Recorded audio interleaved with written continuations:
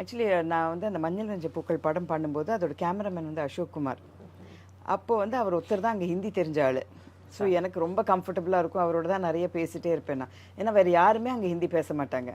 So அவரோட தான் நிறைய நேரம் பேசிட்டே இருப்பேன். அவர் வந்து சொல்லிகிட்டே இருப்பார், அடுத்த படம் நான் வந்து பாக்யராஜோட பண்ண போகிறேன், டார்லிங் டார்லிங்னு ஒரு படம் ரொம்ப சூப்பராக இருக்கும் அப்படி இப்படின்னு சொல்லிகிட்டே இருப்பார். ஆஹா இது என்ன சொல்கிறாரு, என் பேர் கொஞ்சம் ரெக்கமெண்ட் பண்ணுங்களேன். அப்போ எனக்கு யாரும் தெரியாது, பாக்யராஜ்னா யாரும் தெரியாது. என் பேர் கொஞ்சம் ரெக்கமெண்ட் பண்ணுங்கன்னு சொல்லிகிட்டே இருந்தேன் நான். அப்புறம் அதோட விட்டுட்டேன். ஐ மீன் ஜென்ரலாக அப்படி பேசுகிறது தான், அதோட விட்டுட்டேன் நான். இந்த படத்தோட சக்ஸஸ் இதுக்காக வந்து நாங்கள் சில்வர் ஜூப்ளி ஏதோ ஒன்று வந்து கேரளாவில் செலிப்ரேட் பண்ணாங்க. ஸோ அந்த டயத்தில் வந்து ஏஸ்தாஸ் அவங்க கச்சேரி இருந்தது. ஸோ என்னை கெஸ்ட்டாக கூப்பிட்டுருந்தாங்க. அப்போது அங்கே போனோன்னா அம்பிகா உட்காந்துருந்தாங்க. அங்கே அம்பிகா இருக்கும்போது நான் வந்து ஒரு படம் பண்ணியிருக்கேன் அந்த 7 நாட்கள்னு, பாக்யராஜ் தான் டேரக்டர்னு. அப்போ தான் செகண்ட் டைம் அவர் பேர் கேள்விப்பட்டேன் நான். அப்படி எனக்கு ரொம்ப நல்லா வந்திருக்கு படம் வந்து இப்போ கூடிய சீக்கிரம் ரிலீஸ் ஆகிடும், நல்லா வந்திருக்கு அந்த படம் அப்படின்னாங்க. ஓ அப்படியா அப்படின்னு சொல்லிட்டு சரின்னு சொல்லி சொன்னேன் நான். அதுக்கப்புறம் கொஞ்ச நாளுக்கு அப்புறம் அந்த படம் ரிலீஸ் ஆச்சு. நான் திருப்பி என்னோடய கரியர் ஸ்டார்ட் பண்ணதுக்கப்புறம் இந்த படம் ரிலீஸ் ஆச்சு. ஸோ அந்த அம்பிகா சொல்லிட்டு இருந்தாங்களே அந்த படம் போய் பார்க்கலாம், எல்லோரும் நல்லா இருக்குன்னு சொல்கிறாங்களே போய் பார்க்கலான்னு ஆனந்த் தியேட்டரில் தான் போய் பார்த்தேன் நான். தியேட்டரில் அப்போல்லாம் நம்மளுக்கு சிடியில் இது அந்த வீடியோ கேசட் கூட கிடையாது அப்போது. ஸோ தியேட்டரில் போய் படம் பார்த்தேன். ஸோ நான் ஆல்ரெடி என்னோடய படம் அங்கே ரொம்ப நாள் ஓடிட்டு இருந்தது. ஆல்ரெடி இந்த மலையாள படமே அங்கே ரொம்ப நாள் ஓடி இருந்தது. ஸோ எனக்கு வந்து என்னை கூப்பிட்டு நல்ல மரியாதையெல்லாம் கொடுத்து எனக்கு நல்ல சீட்டெல்லாம் போட்டு எனக்கு படம் என்னை கூப்பிட்டு அதில் உட்காத்தி வச்சாங்க அந்த ஓனரை அங்கே. அப்புறம் அங்கே அந்த படம் பார்த்துட்டு எனக்கு ரொம்ப ஐ வாஸ் டேக்கன் அபேக். இங்கே இப்படிலாம் ஒரு படம் எடுப்பாங்களா அப்படின்னு, இவ்வளோ நல்லா இருக்கே அப்படின்னு நினச்சிட்டு கொஞ்ச நாளுக்கு அப்புறம் ஒரு நாள் ஃப்ரீயாக இருக்கும்போது போய் மறுபடியும் படம் பார்த்தேன். எனக்கு ரொம்ப பிடிச்சி போச்சு அந்த படம். அதுக்கப்புறம் கோயம்புத்தூர் ஷூட்டிங் போயிருக்கும்போது அங்கே வந்து மௌன கீதங்கள் பார்த்தேன், அங்கே ஓடிட்டு இருந்தது. ஆனால் அது வந்து ஆல்ரெடி படம் ஓடி எடுத்து மறுபடியும் செகண்ட் ரன்னுக்காக ஓடிட்டு இருந்த ரொம்ப ஒரு ஆர்டினரியான தியேட்டரில். அந்த தியேட்டரில் வந்து லிப்ஸிங் கிடையாது, மீன்ஸ் சவுண்டு படம் பாட்டு ஒரு இது போயிடும், அதுக்கப்புறம் தனியாக டைலாக் வரும், அந்த மாதிரி இருந்தது. ஸோ எனக்கு நிறைய படம் புரியல, ஆனால் ஜென்ரலாக ஒரு இன்ட்ரெஸ்டிங்காக இருந்ததுன்னு அவ்வளோதான் ஃபீல் பண்ணேன் தவிர எனக்கு படத்தை பற்றி டீட்டெயில் தெரியல அப்போது. அதுக்கப்புறம் ஆனால் 2 தடவை அந்த 7 நாட்கள் பார்த்ததுனால கொஞ்சம் ஃபேன் ஆகிட்டேன் நான், சாரோட ஃபேன் ஆகிட்டு. நான் இன்னைக்காவது ஒரு நாள் மீட் பண்ணோம். அப்போ தான் ஞாபகம் வந்தது, அசோக் குமார் டார்லிங் டார்லிங்னு ஒரு படம் சொல்லிட்டு இருந்தாரு, இவர் தான் போல் இருக்காது அப்படின்னு சொல்லிட்டு. அப்புறம் நம்ம மேனா தியேட்டர்னு முந்தி இருந்தது, இங்கே ஒரு ப்ரிவ்யூ தியேட்டர் இருக்கும், ஏவிஎம் ராஜேஸ்வரி இது இருக்கு இல்லையா, ராதாகிருஷ்ண சாலையில், அதுக்கு பக்கத்தில் அங்கே வந்து ஒரு ப்ரிவ்யூ தியேட்டர் இருக்கும்.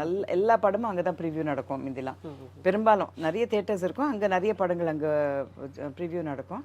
ஸோ நம்ம சரிதா நடித்தது அம்மானு ஒரு படம் வந்து அங்கே ப்ரிவ்யூ கூப்பிட்டுருந்தாங்க என்ன. ஸோ அந்த படம் பார்க்குறதுக்காக போயிருந்தேன். அங்கே வந்து இன்டர்வெல்லில் சொன்னாங்க யாரோ பாக்யராஜ் வந்திருக்காரு அப்படின்னு. நான் வந்து ஆஹா எனக்கு அவரை பார்க்கணுமே அப்படின்னு சொல்லிட்டு பயங்கர ஃபேனாக இருக்கிறதுனால எனக்கு அவரை பார்க்கணுமேன்னு சொல்லிட்டு இன்டர்வெல் டயத்தில் அவர் வெளியில் போனார். நானும் கொஞ்சம் வெளியில் போய் பார்த்துட்டு எங்கள் பிஆர்ஓ இருந்தார். Sir I'm very happy to meet you அப்படின்னு சொல்லிட்டு, I'm such a big fan அப்படின்னு. ஓகேன்னு சொல்லிட்டு கிளம்பி போயிட்டாருங்க, ஒன்றுமே பேசலை என்கிட்ட. எனக்கு ஒரே ஆன்டி கிளைமேக்ஸ் மாதிரி ஆகிப்போச்சு. இவ்வளோ பெரிய ஃபேன் நான் சொல்கிறேன், எங்கிட்ட ஒரு வாரத்தை கூட பேசாமல் இப்படி திரும்பி போகிறாரு, எவ்வளோ கர்வம் பிடிச்ச ஆளாக இருப்பார் போல் இருக்கு அப்படின்னு சொல்லிட்டு. அதுக்கப்புறம் எனக்கு ஒரே அப்செட் ஆகிப்போச்சு. இவருக்கெல்லாம் நான் வந்து ஃபேன் நினச்சிட்டு நான் உட்காந்துருக்கேனே அப்படின்னு நினச்சிட்டு நான் ஒரே அப்செட்டில் இருந்தேன். அதுக்கப்புறம் வேறு இன்னொரு படம் வந்து ஆமாம் இதெல்லாம் ஒன்றும் பார்க்க வேண்டாம்னு விட்டேன். நான் அப்போ ஒன்றும் பார்க்கவும் இல்லை. அதுக்கப்புறம் கொஞ்ச நாளுக்கு அப்புறம் எனக்கு அதுக்குள்ளே கொஞ்சம் நிறைய படங்கள் வர ஆரம்பிச்சிருச்சு. அதுக்கப்புறம் ஒரு நாள் வந்து எனக்கு ஒரு கால் வந்தது. பிஆர்ஓ தான் வந்து சொன்னார், இந்த மாதிரி பாக்யராஜ் சார் வந்து ஒரு படத்துக்காக இது பண்ணிகிட்ருக்காங்க, ஆர்டிஸ்ட் செலெக்ஷன் பண்ணிகிட்ருக்காங்க. ஸோ கொஞ்சம் நீங்கள் வர முடியுமா அப்படின்னு கேட்டார். ஐயோ நான்லாம் வரலப்பா, என்னால் முடியாது, அவர்கிட்டலாம் எனக்கு வந்து பேசலாம் முடியாது, நடிக்கலாம் முடியாது அப்படின்னு சொன்னேன். அம்மா நீங்கள் உங்களுக்கு தெரியாது அவர் அந்த மாதிரிலாம். நான் சொன்னேன் அவர் எவ்வளோ கர்வம் பிடிச்சாலும் உங்களுக்கு தெரியாதா அப்படின்னு. ஐயோ அப்படிலாம் அவர் கிடையாதுமா சார், ரொம்ப டவுன் டு எர்த், ரொம்ப சிம்பிள் அப்படின்னாரு. அவரோட பிஆர்ஓ தான் எனக்கு செக்ரட்டரியாக இருந்தவர் அப்போ. ஸோ அவர் வந்து இல்லை அப்படிலாம் கிடையவே கிடையாது, ரொம்ப டவுன் டு எர்த் அப்படின்னாரு. நான் சொன்னேன் எனக்கு அப்படிலாம் தெரியல அப்படின்னு சொல்லிட்டு. அதுக்குள்ளே நிறைய பேர் வந்து டார்லிங்காக நான் ஆடிஷன் பண்ணுறேன்னு சொல்லும்போது ஆஹா அது ரொம்ப நல்லதாக இருக்கும் போல் இருக்குது அப்படின்னு சொல்லி நான் நினச்சிட்டே இருந்தேன். பட் எனக்கு அந்த டைமில் டேட்டும் இல்லை, ஃப்ரீயாக இல்லை. நிறைய தமிழ் மலையாளம் மாற்றி பண்ணிகிட்டே இருந்தேன், எனக்கு டைமும் ஃப்ரீயாக இல்லை. இப்போ நான் சொன்னேன், அவர் செல்வன் தான், அவர் என்னோட செக்ரட்டரியாக இருந்தவர், அவர்கிட்ட சொன்னேன் நான் இந்த மாதிரி செல்வன் சார் இந்த மாதிரி எனக்கு எப்படி டேட் இல்லை, நம்ம போய் என்ன யூஸ்ன்னு. அம்மா நான் அதெல்லாம் ரெடி பண்ணுறேம்மா, நீங்கள் இந்த ஒரு படம் பண்ணுங்கள் எப்படி இருக்கும் பாருங்கள் அப்படின்னாரு. சரி நீங்கள் ட்ரை பண்ணுறீங்கன்னா பாருங்கள், எனக்கு ஒன்றும் அது நடக்கும்னு தோணல அது அப்படின்னு.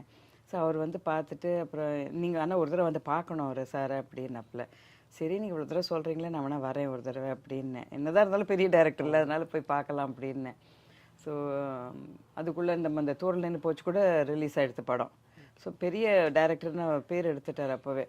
ஸோ அதனால சரி வரேன் அப்படின்னு சொல்லிட்டு போய் பார்த்தேன். அங்கே போய் எப்படிடாப்பா பேசுறது, இவர்கிட்ட என்ன பேசினா அவர் எப்படி ரியாக்ட் பண்ணுவாரோ அப்படின்னு நினச்சிட்டே நான் போய் அங்கே அவங்க ஆஃபீஸில் போய் உட்காந்துட்டேன் நான்.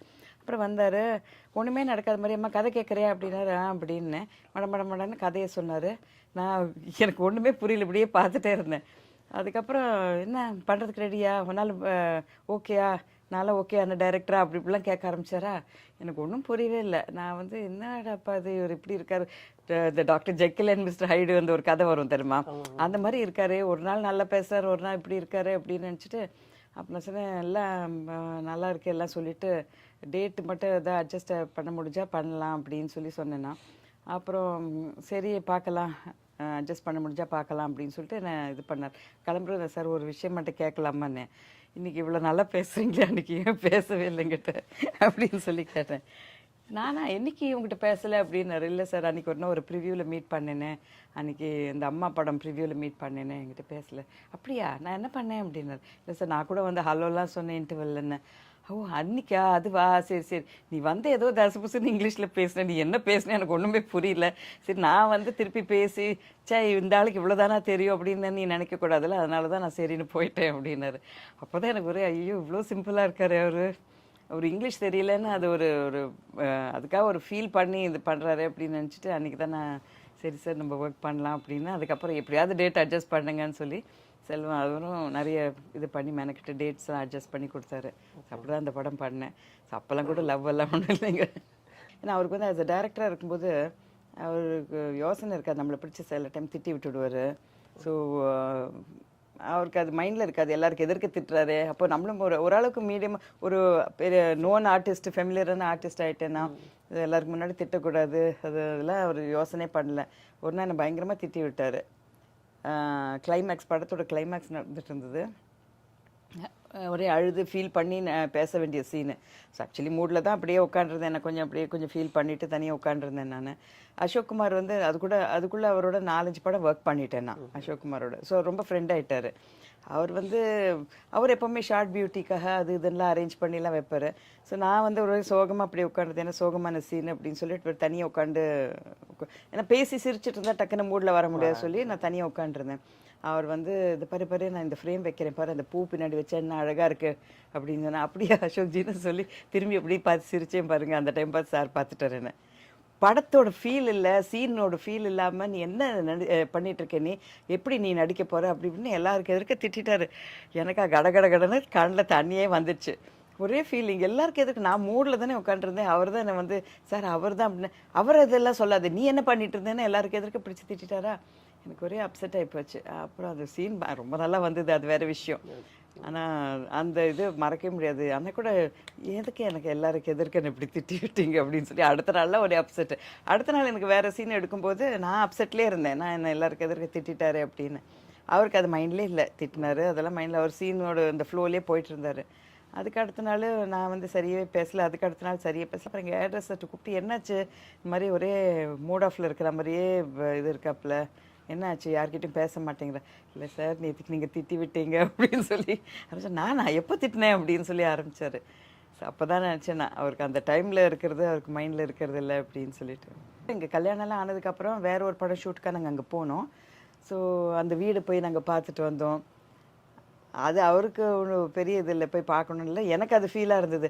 ஆஹா இங்கே தானே நம்ம ஷூட் பண்ணோம், இங்கே தானே நம்ம மீட் பண்ணோம் அப்படின்னு சொல்லிட்டு அந்த வீடை போய் பார்க்கணும் அப்படின்னு சொல்லிட்டு அந்த வீட்டில் போய் பர்மிஷன் கேட்டு போய் பார்த்துட்டு வந்தோம். இல்லைங்க நான் சமையல்குள்ளேயே போகிறது கிடையாது. அவரும் எதிர்பார்க்க மாட்டார் நான் வந்து ஏதாவது இதெல்லாம் சமைச்சு கொடுப்பேன் அப்படின்னு எதிர்பார்க்க மாட்டார். ஒரே ஒரு விஷயம் பாருங்க, எங்கள் வீட்டில் என்னென்னா நான் டோட்டலாக வெஜிடேரியனுங்க. சார் வந்து நான்வெஜ் எல்லாம் சாப்பிடுவார். ஸோ எங்கள் வீட்டில் எப்போவுமே, எங்கள் அம்மா வீட்டில் எப்போவுமே நான்வெஜ் கிடையாது, எப்போவுமே வெஜிடேரியன் தான் இருக்கும். ஸோ எங்கள் வீட்லேயே சேர்க்க மாட்டோம் நாங்கள் நான்வெஜ் எதுவுமே சேர்க்க மாட்டோம். அஃப்கோர்ஸ் கல்யாணம் ஆனதுக்கப்புறம் அது வேறு எல்லாம் மாறிப்போச்சு.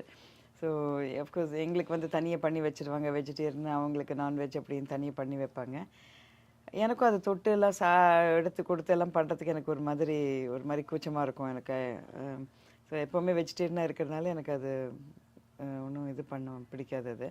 பட் அவர் வந்து ஏதோ ஒரு பர்டிகுலர் குழம்பு, சிக்கன் குழம்புலாம் ரொம்ப லைக் பண்ணி சாப்பிடுவாரு.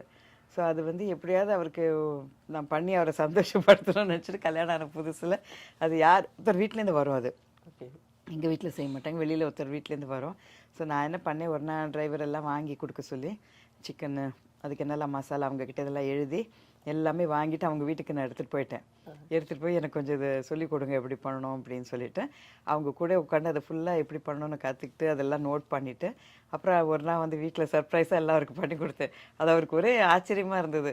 நீயா பண்ண அப்படின்னு சொல்லிட்டு. தொடாமல் பண்ணேன் நான், மீன்ஸ் கரண்டி வச்சு எடுத்து பண்ணேன், நான் கையால் எடுத்து பண்ணல. பட் எனக்கு அது ரொம்ப ஒரு ஹாப்பினஸ் கொடுத்தது அந்த டைமில். பர்த்டே ஆனிவர்சரினா கண்டிப்பாக சர்ப்ரைஸ் பண்ணணும்னு நினைப்பாரு. ஆனால் அது பெரும்பாலும் எனக்கு தெரிஞ்சிடும். ஆனால் சர்ப்ரைஸாக நான் இருப்பேன் நான் எப்போவுமே.